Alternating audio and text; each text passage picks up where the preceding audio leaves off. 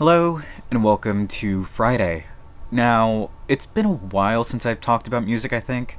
Can't remember the last time I actually did. Maybe when I did. Oh, God, I still need to do what I've been listening to in May, and it's almost the end of June. Happy almost first day of summer. Tomorrow's first day of summer, if not today. Technically, it starts tonight, but it's just whatever, right? First full day of summer. So, let's talk music.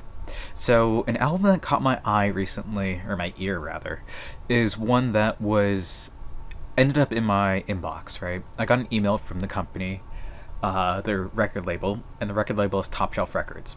I have a couple of their artists in my collection.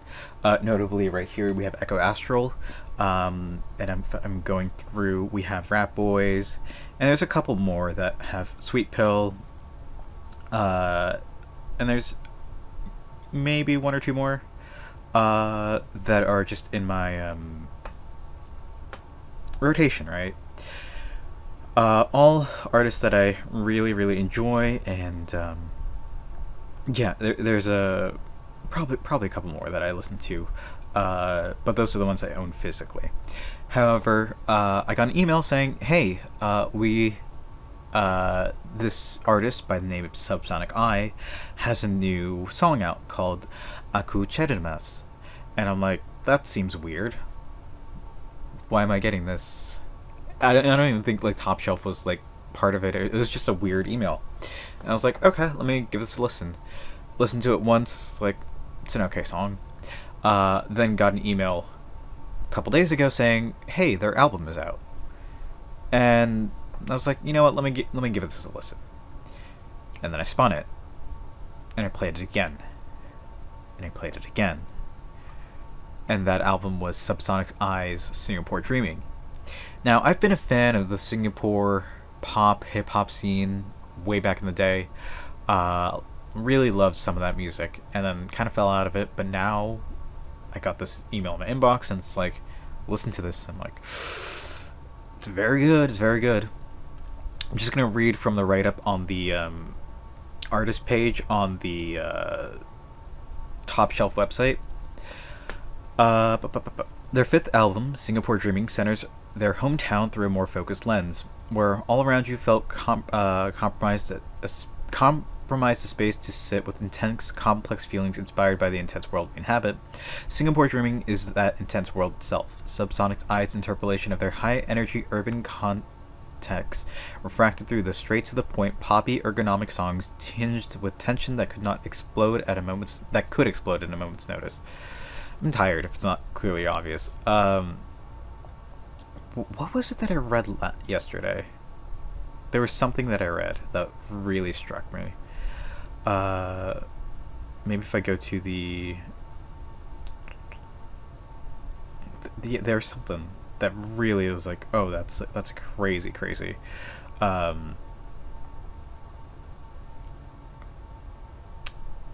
Write up. Oh, it's not here. I swear I read it. Maybe. Huh. I think they might have changed it since the last time I looked at this, which was yesterday. Yeah, because they were talking about the title, not the title track, but the first track, Aku Cherimas. Here, okay, it's on the Bandcamp page. Singapore Dreaming's lead single, Aku Cherimas, picks apart the feelings of anxious inadequacy inspired by a capitalist setting before balancing the scale with reverent climax in which the lead singer proclaims, "Come get a hold of yourself, the world's not ending, you're not dying." On the album closer, Blue Mountains, Subsonic Eye offers a reprieve from the capitalist dread with a breath of fresh air inspired by a visit to the Australian mountain range.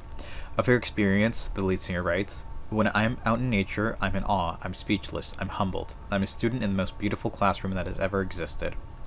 The casual wisdom, the entirety of Singapore Dreaming, which takes its title from the movie of the same name, something I might need to watch, overlapping themes of consumerist abandon, suffocating work culture tie the two together. Both works a critique the disregard for the people around us and our blurry separations between work and life, but Subsonic Eye refused to succumb to the pressure and chaos, and instead choosing to ground themselves in their culture and community. So yeah, very good album. I've listened to it a ton of times. It's uh, 10 tracks. It's super fun. It's poppy. It's really feels that niche for me at the moment, where it's just something quote unquote not that, like, I hate the term easy listening, but it's something that I can just throw on and just chill out to and sing along to and just really appreciate. And that's something that it's kind of hard to, well, not hard to find, but it's just like once something kind of like clicks with you, and you're like, oh, this is really really good. Let me just play it over and over again. And then yesterday on Thursday, was just I was talking about playing Mario Kart, which is across the room at the moment, and part of that was just grinding away, and I was just listening to the discography of the band, going through their albums, all very fit that same niche. We have Strawberry Fields, Dive Into, Nature of Things, All Around You, and then Singapore Dreaming. All Around You is pretty solid, and the other three are okay. I need to give them more of a listen, but Singapore Dreaming is definitely my pick of the month. I need to. I need to go through and see, like, actually do my what I've been listening to for May, and at this point June as well, because that's behind on that. But yeah, definitely give that a listen. I already ordered two of the records, the 180 gram and the blue variant. I wish they had the red variant available, but apparently not, and the CD. So having a lot of fun with that, and yeah, go give it a listen. Link down below to Bandcamp or Linktree or whatever it is. Anyway, that's what I'm gonna call it for today. So thank you all for watching. I hope to see you tomorrow, and until then, later.